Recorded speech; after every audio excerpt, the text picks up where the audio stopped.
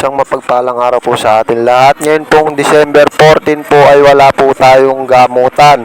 Bukas po December 15, abang-abang lang po tayo sa upload natin sa ating pagbibigay ng oras. At para makita nyo rin po kung anong oras tayo nagbubukas ng ating gamutan, pakisure po mabuti lalo sa mga malalayo ng gagalingan ay pakitignan po ang ating mga upload na video para sa ating mga araw at oras na schedule para sa ating gamutan, lalo na kung kayo po ay malalayo, para hindi sayang ang inyong mga pagpunta, pagbiyahe. Baka mamaya ay may paggagamitan pa kayo ng konting oras na inyong ipupunta po sa ating gamutan para hindi kayo nasasayangan ng oras. Pakisure pong mabuti. Ako po ay nag-a-upload araw-araw ng mga video natin para sa ating mga gamutan at para po sa mga may mga pandoktor na sakit, lalo sa mga naggagamot ay magdala po tayo ng mga gamot na ating iniinom at para mabindisyonan at mailapit natin sa ating amang nasa langit na siyang gumagawa ng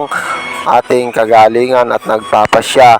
At sa mga pakidagdagan na rin po ng mga 1 galon tubig o higit pa para maritwalan, pakiramihan na po ang tubig na dadalhin. Ulitin ko po, ang mga gamot ng mga may pandoktor na ginagamit ay pakidala po natin sa mga nagdadialysis, sa mga iba't ibang sakit na umiinom ng gamot po ay pakidala po at mailapit natin sa Ama na siyang mismo ang magiging dahilan ng inyong kagalingan. So uulitin ko po, tignan nyo po ang mga update natin, ang mga upload na video. Naglalapag po tayo ng ating video sa ating Facebook page na Batang Lingkod Pet Healer. Dito po tayo nagbababa at pa-support po ng TikTok at ating YouTube.